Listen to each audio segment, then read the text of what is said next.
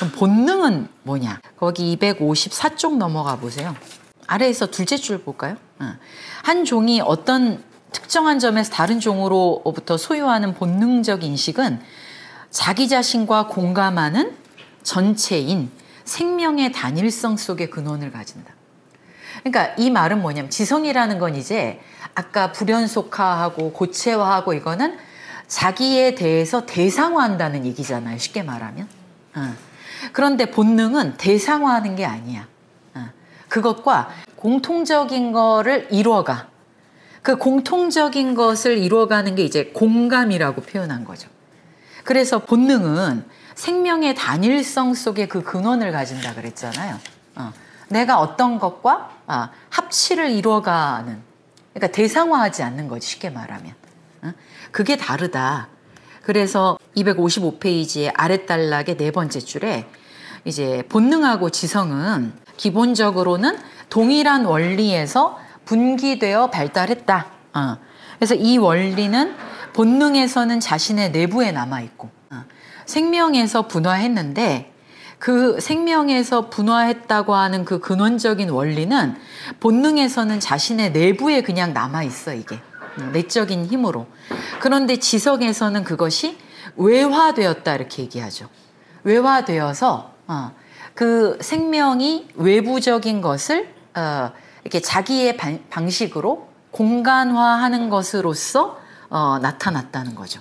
그러니까 대상화를 통해서 파악하는 게 지성이라면 동일한 힘이 그냥 자기 안에서 자기와 합치되는 것을 구성해내는 방식으로 남은 건 본능인 거예요.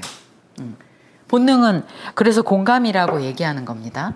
그래서 이러한 연속적인 분기는 지성과 본능이 절대로 양립할 수 없다는 것과 지성이 본능을 흡수하는 것이 불가능하다는 것을 보여준다. 본능의 본질적 특성은 이제 지적 용어로 표현될 수 없고 분석될 수 없다. 그러니까 근본적으로 이렇게 갈라졌지. 같은 힘이 내적으로 남아있는 것과 밖으로 외화돼가지고 외부를 대상화하는 방식으로 파악하게 되는 걸로 아예 나뉘어졌잖아요. 자, 이제 이게 분기의 지점이에요. 256페이지 맨 아래. 신다위주의자들은 본능을 선택에 의해 보존된 우연적 차이들의 총합이라고 봤고, 그 다음에 옆에 보시면 257페이지에 위에서 넷째 줄에 또 다른 한편으로 신라마르크 주의자들인데 신라마르크 주의자들은 본능을 퇴화한 지성으로 봤어요. 그러니까 이 이제 본능을 설명하면서 사람들이 어떤 애들은 본능이 계속 발달해 있고 다른 애들은 본능을 대체하는 것 같은 혹은 본능을 압도하는 것 같은 지성이 있잖아요. 이제 이 생물학자들이 진화론자들이 이 두 가지를 어떻게 봤느냐, 여기 두 개를 크게를 대별해 놓은 거예요. 본능은 그냥 뭔가를 선택하는 과정에서 우연적인 것들이 막 이렇게 합쳐진 거라고 보는 거죠. 그런데 그거에 대한 비판이 257쪽에 아래 있어요. 아래. 그 아래에서 넷째 줄에 보시면 대부분의 경우 본능이 완성될 수 있었던 것은 그냥 여러 가지 우연들이 막 증가해서가 아니다. 어떤 종들은 왜 본능이 그냥 그대로 남아있는가?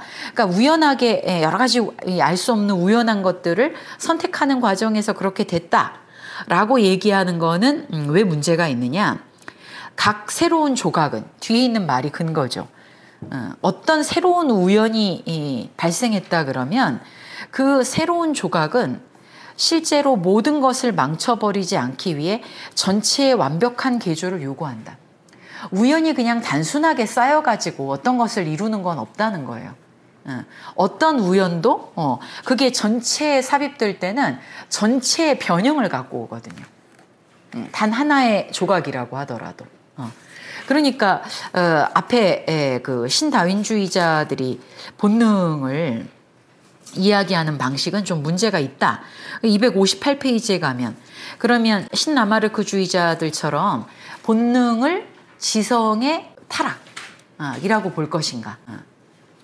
이렇게 보는 거는 왜 문제가 있느냐. 258페이지로 넘어와 보시면 171번 그 아래 신라마르크주의자들은 의식적인 노력에 의해서 뭔가가 선택된다 이렇게 얘기를 하잖아요. 앞에 건 일장에 있었던 얘기입니다. 얘네들이 강조하는 거는 의식적인 노력에 의해서 어떤 것이 선택되고 선택되지 않는다 이런 얘기야. 그런데 그거에 대한 이제 비판은 258페이지에 아래에서 7째 줄에 동물의 본능들은 유전적으로 전달되고 지적으로 획득되는 습관들과 관련시킬 수 있다고 하더라도 이런 설명 방식이 어떻게 노력의 작용이 가끔은 의식적이라 해도 지적이지까지는 않은 식물계에 확장될 수 있는지는 알 수 없다. 그러나 식물도 정확하게 덩굴손을 사용하고 아주 경탄할 정도로 결합된 조작을 행해. 이 지성이라는 것을 얘네들은 어떻게 생각하냐면 의식적인 노력을 통해서 지성이 이렇게 발달한 거다라고 설명하는 쪽인 거거든요. 그러니까 이게 없어진 게, 이게 타락한 게 본능이다 이렇게 네거티브하게 본능을 설명해.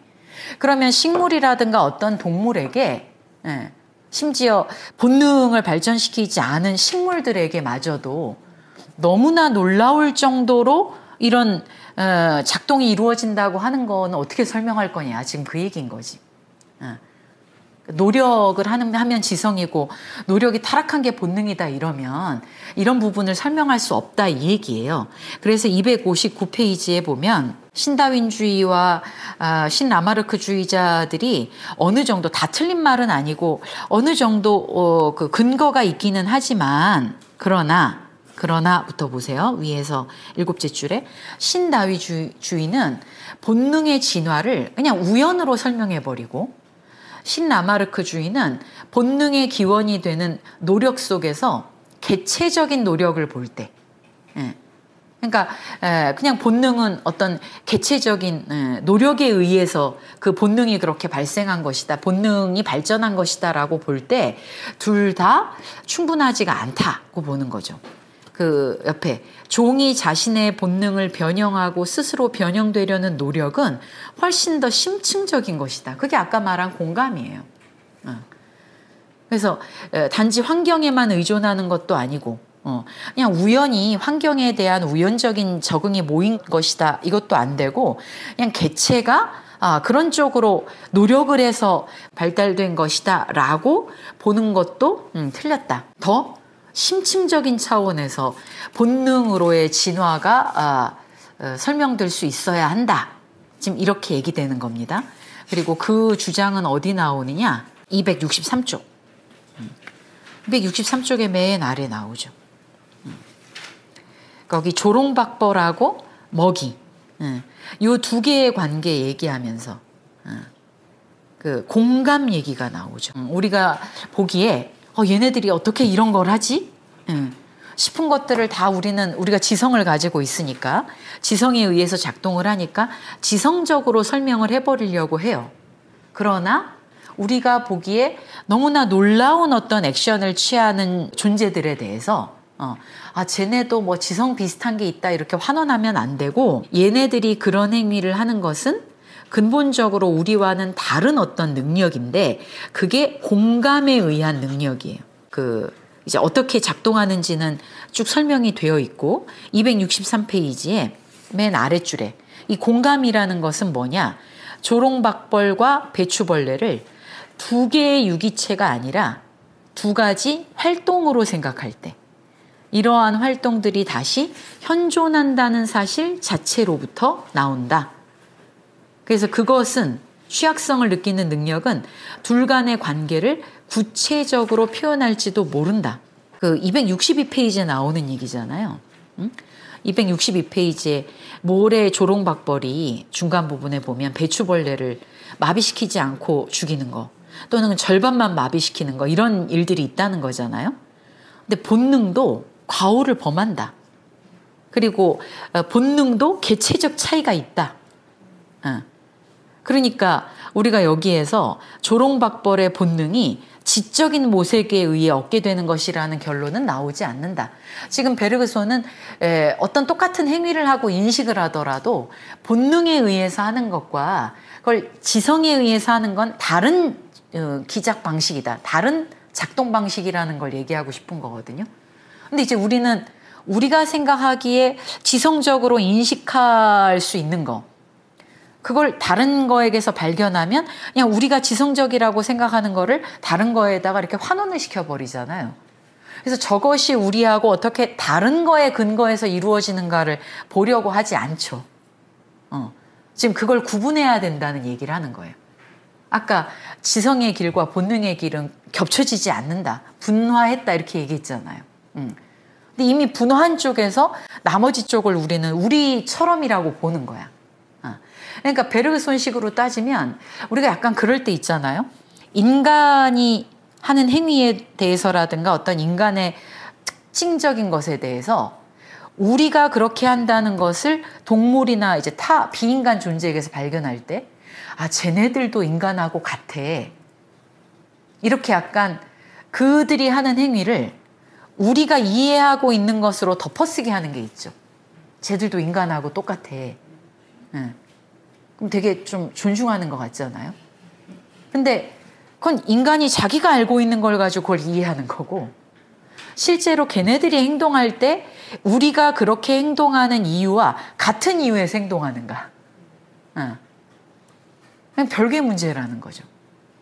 베르손이 보기에는 얘네들이 이렇게 신기한 걸 보잖아? 이렇게 신기한 걸 보니까 아, 얘네들도 되게 지적이야. 이렇게 생각한다는 거예요. 그러니까 그 둘의 차이를 보지 못한다는 거지. 그러면서 우리가 하는 지성의 조작은 아까 뭐였습니까? 그 불연속, 고체화 이거였잖아요. 얘네들은 불연속화하고 고체화하는 방식으로 행위하는 게 아니라 기본적으로 공유, 심퍼시잖아요. 심퍼시라는 말은 번역을 하면 공간이지만 어떤 생명성을 공유하는 거야. 파토스를 공유하는 거잖아요. 그렇기 때문에 얘네들은 두 개의 육체, 서로가 서로를 우리 인간이 다른 것에 대해서 파악하듯이 과연 대상으로 파악할까?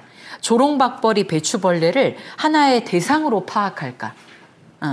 배추벌레가 아닌 또 뭐 A벌레, B벌레 이렇게 다 나눈 다음에 그 중에 배추벌레는 뭐 이렇게 파악할 것인가? 그렇지 않다고 본다는 거지. 그래서 뒤에 264쪽에 넘어가는 얘기가 그거예요. 얘네들은 이제 그걸 자기의 또 다른 신체로 느낀다. 그러니까 본능이라는 능력은 지성이 하는 것과는 달리, 그래서 공감이라고 하는 거야. 들레즈식으로 말하면 일종의 되기 같은 거지. 난초와 말벌, 맨날 들레즈가 예를 드는데, 난초와 말벌은 그 생식을 할 때 말벌이 난초의 모양이 되거든요. 혹은 난초가 말벌의 모양을 담거든. 이제 그렇게 되는 것이 상호되기라는 개념으로 설명을 하는데, 이건 얘네들에게 지적인 무언가가 있어서가 아니라 지적인 무언가가 없다고 하는 게 그것을 폄하하는 것도 아니에요. 얘네들은 외부와 결합을 할 때 그거를 대상과 결합한다는 방식으로 하는 게 아니고 자신들의 취약성을 느끼는 능력. 그러니까 자기들 존재가 완전하지 않은 거야. 언제나 다른 것에 대해서 열려 있어야 돼. 다른 것과 더불어서 자기 신체를 구성할 수 있어야만 자기가 자기를 이어갈 수 있는 거야. 이런 점에서 공감의 능력이 본능의 기반인 거거든요. 그래서 뒤에 보시면 그 아래 264페이지에 그 아래 아리스토텔레스 생물학 얘기가 나와요. 우리의 생물학은 여전히 아리스토텔레스에 머물러 있다. 그래서 생명체들의 계열을 일직선적인 것으로 간주해서 우리에게 생명 전체를 감성과 본능을 경유해서 이제 감성, 본능, 그거 다 극복해서 지성을 향해 가는 것으로 제시한다면, 지적 존재인 우리는 우리의 생명의 이전 양태, 즉 하급한 것들을 향해 돌아서서 그것을 변질시키지 않고도 우리의 지성의 틀 안에 포함시킬 수 있다고 주장할 권리를 갖게 될지도 모른다. 그러니까 우리는 일단 지성을 가지는 쪽으로 발전해 왔어. 그런데 우리가 이렇게 뒤를 돌아가지고 우리는 저 하급한 것들도 우리 안에 또 포함하지. 약간 언어 도단이지. 다 극복해 왔는데 그러면서도 또 우리 안에 지성적인 것만 있지 않다는 거를 우리도 알잖아요. 근데 저 하급한 것들도 우리가 다 뭐 안에 포함할 수 있어. 이런 방식으로 애매하게 설명을 하는데, 그러나 생물학의 이 진화 과정 속에서 밝혀주는 거는 뭐냐? 분귀되는 선들에 따라서 감성이냐, 뭐 본능이냐, 지성이냐, 이것도 분화의 두 과정인 거지. 이게 일직선상에 있지 않다는 거예요. 그래서 이 두 노선의 극단에서 지성과 본능을 다소간 순수한 형태로, 일단 분화됐다는 것은 그것이 결정적으로 다른 뭔가가 있는 거죠. 그게 같은 곳에서 분화되어 왔다고 하는 거는 뭘 말해주냐? 얘네 둘이 같다가 아니라 얘네 둘이 또 다른 방식으로 자기를 분화해 갈 수 있는 잠재성을 가지고 있다, 이 말인 거고. 우리가 같은 곳에서 분화해 왔다의 그 같은 곳은 얘와 얘가 같다를 의미하는 게 아니에요. 다른 방향으로 진화해 왔지만 그 진화한 분기적인 노선에는 여전히 최초의 잠재력이 내재해 있다, 이 말인 거지. 얘네가 처음엔 같았다가 둘로 대립적으로 나뉘었다, 이런 얘기가 아니에요. 무슨 공이 하나가 있는데 그 공이 쪼개지듯이 나뉘었다, 이런 의미가 아니라고. 뭔지 아시겠어요? 그러니까 여전히 지성의 본능이 사라지지 않았다는 거는, 애초에 이 말은 지성에도 본능이 있다라는 의미라기보다는 지성이 그런 방식으로 본능과는 다른 길을 택했다고 하더라도 지성은 그 안에서 여전히 또 다른 방식으로 차이화할 수 있는 잠재력을, 뭐가 어떻게 될지 알 수 없는 잠재력을 그 안에 가지고 있다. 지성이 지성의 길로만 끝까지 가지 않을 수 있다는 이야기를 하는 거예요. 그건 본능 쪽에서도 마찬가지예요. 본능 쪽으로 계속 분화돼 가지만 그 분화되는 것이 지성과 대립적인 게 아니라 여전히 잠재적인 차원을 내재하고 있잖아요. 그러니까 그 본능도 어떤 방식으로 또 그 본능에서 분화될지는 열려 있어요, 언제나. 다만 이게 분화됐다고 하는 거는 두 개의 길이 다른 어떤 지점이 있다는 것, 이게 중요한 거고, 그 지점이 방금 앞에 설명한 지성은 기계화, 그 다음에 본능은 공감, 이게 다르다는 거지. 그래서 본능이 지적 요소로 분해될 수 없다, 이렇게 얘기하죠. 제가 지금 얘기한 게 265쪽에 중간 아래에 있습니다. 그러나 이렇게 돼 있는 거 있어요. 그러나 지성의 영역에 있지 않다고 해서 본능이 정신의 한계 밖에 위치하는 것은 아니다. 본능은 지금 동물의 어떤 정신성과 연관돼서 얘기하는 거거든요. 본능은 정신의 한계 바깥이 아니야. 주를 보시면, 자, 베르그손이 이해하는 정신의 개념을 여기서 엿볼 수 있다.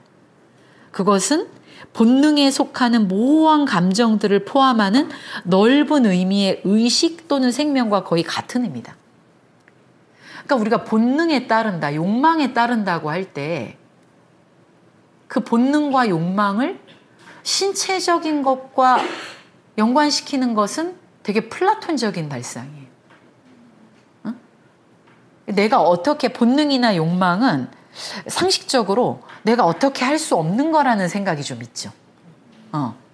내 탓이 아닌 것 같은 느낌? 그런 점에서 되게 신체적인 것과 유사하게 느껴져.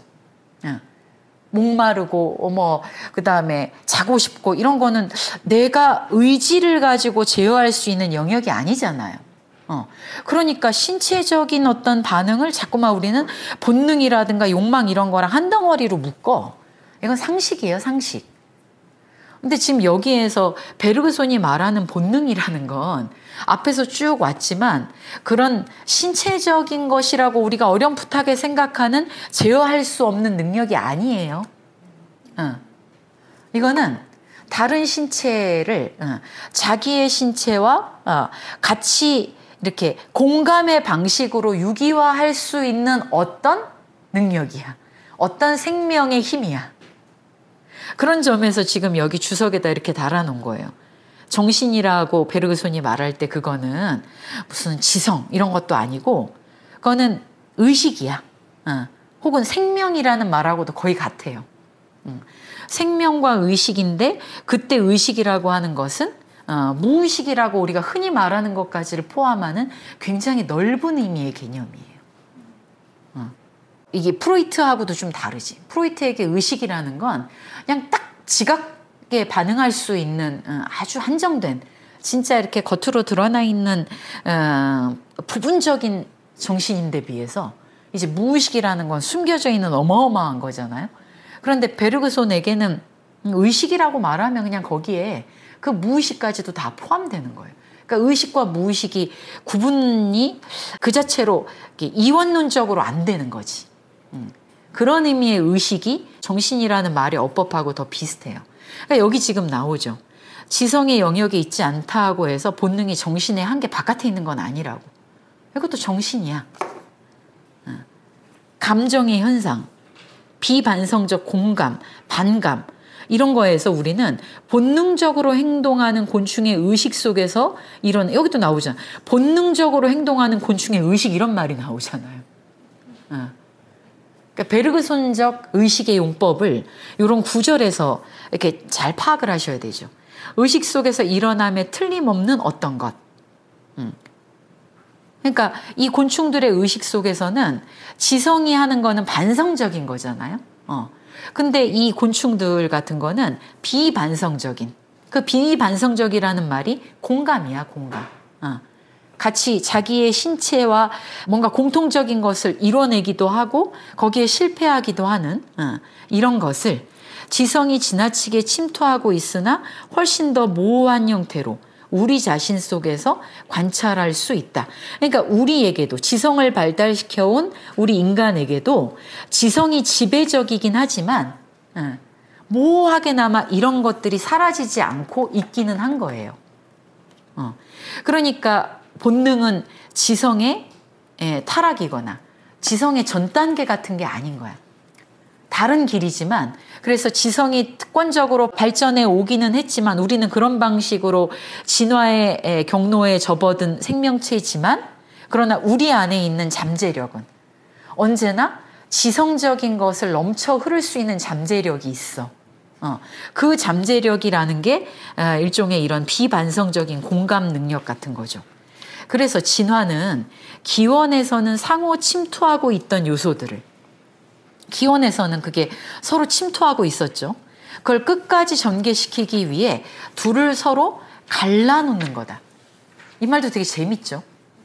그러니까 진화는 뭐냐, 이 말은 이렇게 말을 되게 이상하게 한 것 같지만 진화라는 건 다른 게 아니라 하나의 기원이 계속 차이를 통해 분기가 되는 거다, 이 말이에요.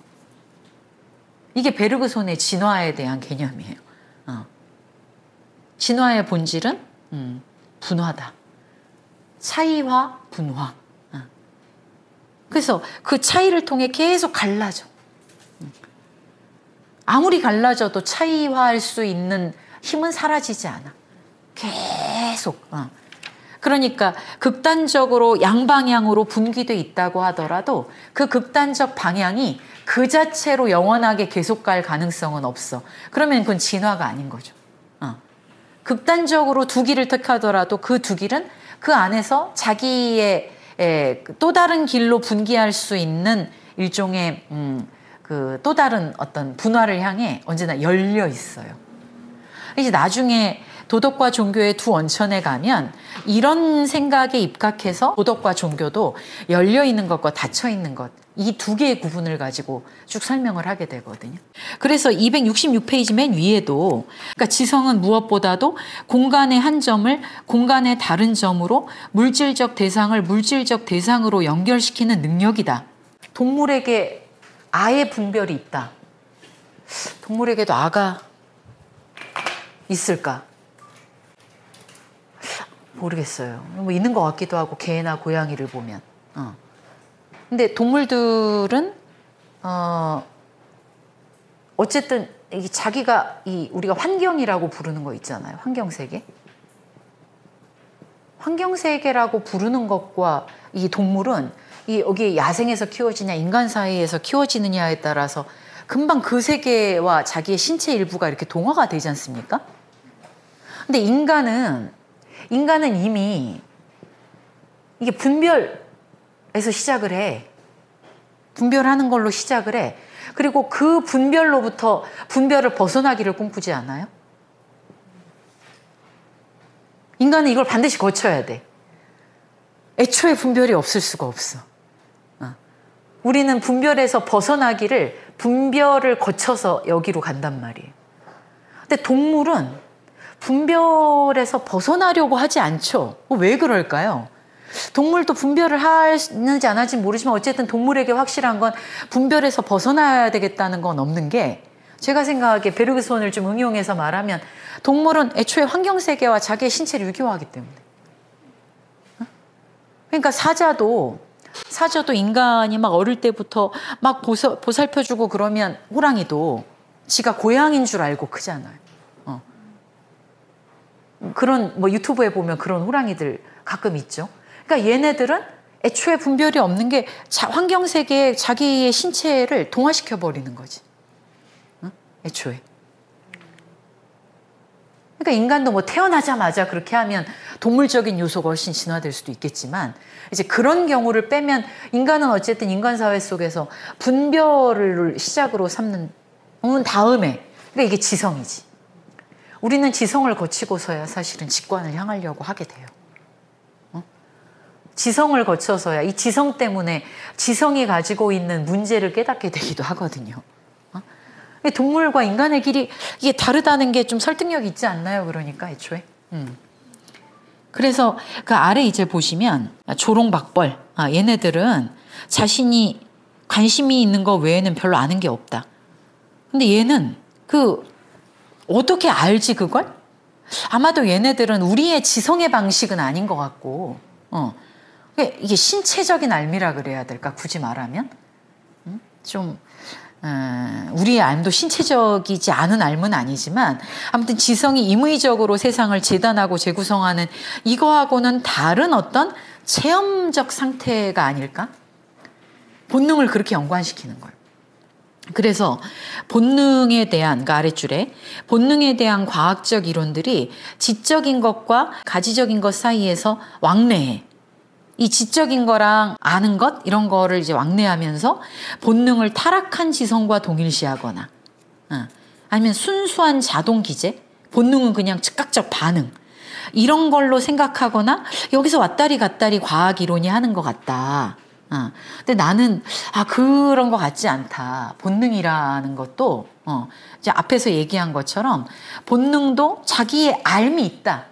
본능의 인텔리전트가 있는 거야. 이게 본능의 인식이 있는 거지. 지성의 인식이 있고. 167페이지에 보면, 그래서 우리가 이 공감의 방향에서 생명과 관련해서 이 생명의 의식이라는 거를, 생명이 의식이기도 하고 둘이 되게 비슷한 말처럼 쓰이지만 어쨌든 생명, 의식 이런 것들을 지성의 방향에서만 찾는 건 아닌 것 같아. 이제 우리는 일직선상의 진화의 과정을 놓게 되면 결국 생명적인 것의 저 맨 극단에는 가장 지성적인 것, 인간적인 게 있다고 생각하게 되잖아요. 그렇게 되면 이 본능의 길을 택한 쪽, 본능은 왜 그런 쪽의 길을 택했는가 라고 하는 부분은 그냥 버리게 되는 거죠. 그리고 모든 것을 지성의 이 작동 속에서 이 세계를 다 지성의 조작에 따라서만 판단하게 될 거 아니에요. 근데 생명과 의식의 실마리를 풀려 그러면 바로 내가 이런 방식으로 분기를 설명을 했기 때문에 생명과 의식을 얘기하려 그러면 그 중에 하나의 길만 문제 삼으면 안 된다. 하나의 길만 취사 선택해가지고 거기에서 생명과 의식을 보려는 거는 아닌 것 같다. 이 본능과 지성의 이 두 가지를 왜 지성은 그쪽으로 가고 왜 본능은 그쪽으로 갔는가를 두 개를 일단 본 다음에 이 지성이 놓치는 부분, 지성이 놓치는 부분까지를 같이 해서 생명과 의식을 봐야 되지 않을까? 왜? 생명은 타성적인 물질이 아니기 때문에. 그러니까 지금 267페이지 맨 아래 지성과 본능은 타성적 물질과 생명이라는 상반된 두 방향을 향했다고 얘기하잖아요. 근데 지성은 그 어떤 필요에 의해서 세계를 타성화하긴 했지만 우리가 그렇다고 타성적 물질은 아니잖아요. 그러니까 우리에게 있는 또 하나의 잠재력으로서 이 본능, 그냥 생명의 노선을 택한 이 본능을 어떤 식으로든 지성과 함께 사유할 필요가 있다는 거죠. 그러면서 스리슬쩍 직관을 이야기하는 거예요. 그러니까 이거를 어떻게 읽으면, 그러니까 본능이 직관이라는 건가 이렇게 읽히기도 하거든요. 근데 그건 아니고, 어떻게 얘기를 하느냐면, 결론만 얘기하고 끝내죠. 275쪽에, 네. 자, 의식은, 중간에 의식은 이렇게 나온 데 있어. 반대로 의식은. 그러니까 이제 두 가지의 방향이다. 일단 그렇게만 보세요. 근데 의식은 지성으로 결정되면서, 이제 인간에게는 지성으로 결정되면서, 즉 우선 물질 위에 집중하면서 자신에 대해 외재화, 즉 대상화해. 그러나 그것은 밖에 있는 대상들에 적응해야 하는 바로 그 이유로 인해 대상들 주변을 순환하고 자신과 대립하고 있는 장벽을 극복하여 자신의 영역을 무한히 확장하기 이르렀다. 아까 앞에서 얘기했던 것처럼 지성이 이 모든 것들을 대상화하지 않습니까? 그렇지만 거기서 끝나는 게 아니라 계속 대상들의 주변을 순환하면서 자기와 대립하고 있는 장벽이라는 게 무기물질의 세계죠.